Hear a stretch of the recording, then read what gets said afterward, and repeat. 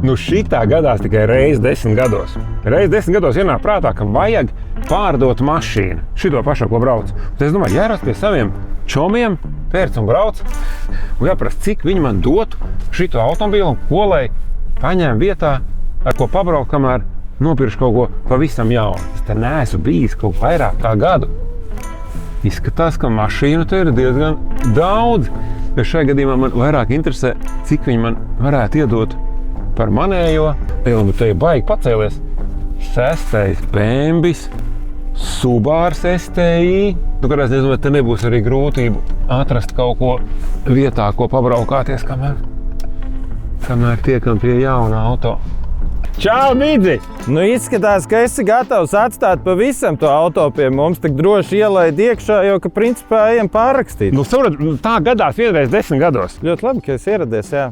Klasi, bet šitādu, 9 gadi mašīnai, 108 000, viens saimnieks. 9 gadi jau ir tāds ļoti labs vecums automašīnai. Tas ir vēl 4 līdz vidējiem Latvijas mašīnas vecumam. Jā, tas ir īstais brīdis pārdot un iespējams, ka ļoti labs moments, kad kādam dabūt viņu par normālu cenu. Jo, jāsaka godīgi, es viņu braucu, es neko nedaru. Reku, te kaut kur ir bišķi parūsējis. Ko tur slēpt? Nē, tur jau 9 gadi. Jā, tāpēc mēs varam reiz parādīt, lai nav jāčakarēs. 2 eņģis ir labas, viena tāda, redzi, krāsa ir beigusies. Bet jau parādīju šādas beņķi ir baigi labiem. Ādas salons. Pasties, šitai placī taču āda ir pats tas, vai ne? Bet arī tā krāsa ir kaut kas tāds. Es tā kā pieskaņoju, lai būtu. Beņķi ir 8 vietas. Viss tā kā vajag. Beņķi ir neskarti, tie nav lietoti.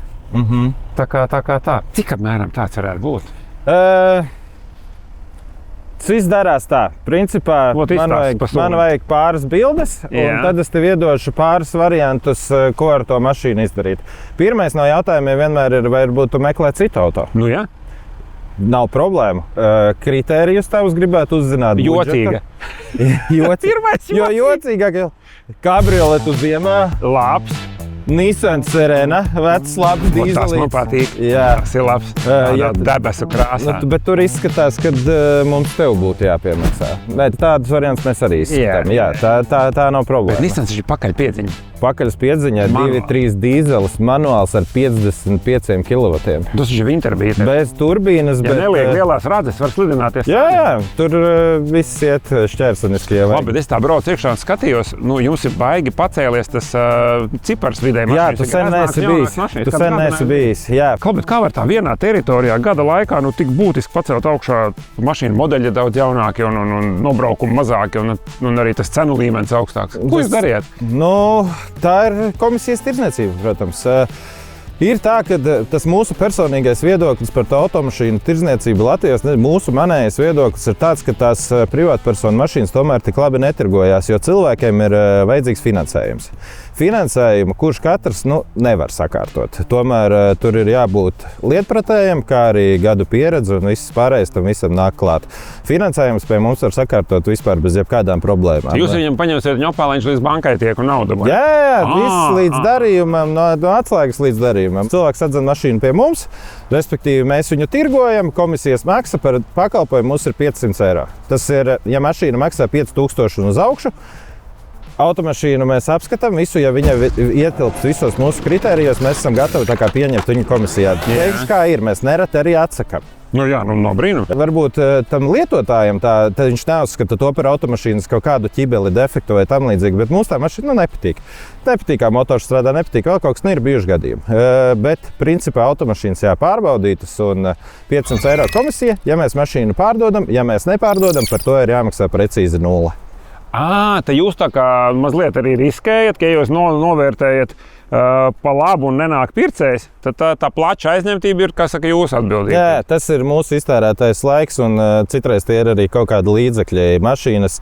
Tāpat tās mēs ieguldam. Piemēram, lai tu saprastu, šitās ziemas laikā ir beidzot uznākusi ziema. Man liekas, ka pēdējo 2 nedēļu laikā mēs esam kā minimums 1,5 tonu degvielas iztērējuši, lai salaistītu viņās visās piedarbinātu, izsildītu. Un dažus kilovatus lādējot baterijas. Un dažus kilovatus lādējot baterijas. Jā, bateriju mašīnas mums arī sāk parādīties. Tesla viena bijis redzēja? Tesla ir, jā, mums tur ir vēl Passatiņi, Proes, viss kaut kas ir. Tas nozīmē, ka man nav jēga atstāt mašīnu kurai tie 500 eiro tā komisijas maksa ir, nezinu, puse cenas. Nu, tā ir bezjēgā. Nē, tādas mašīnas Nemaz neņemat. mums, varu pačukstēt, būs vēl viena adrese drīzumā. Aha. Kur tā kā būs cilvēkiem pieejamāki automobīļi, iespējams arī bez finansējuma vairāk tādas varēs iegādāties cilvēki, bet, protams, ka finansējumu mēs arī vajadzēsim arī priekš viņām sakārtot.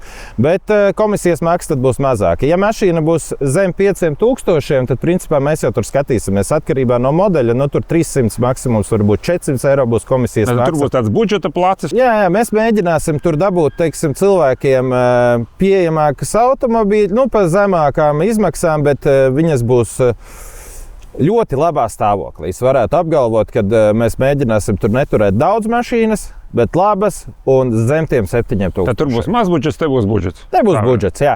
Labi, bet kā tad mēs varam teikt, to manu būs? Man nav ticības, viņa kāds pirks, nepirks, cik viņš var maksāt. Es viņu varu atstāt šeit, vai man viņš, jūs nezinu, atpērkat jūs viņu un es eju ganos apkārt ar naudu, vai kāds variants? Nu, ar to vērtēšanu, 3 iespējas, par kurām es minēju pirms tam, piedāvājam klientam vienmēr atbraukt pie mums.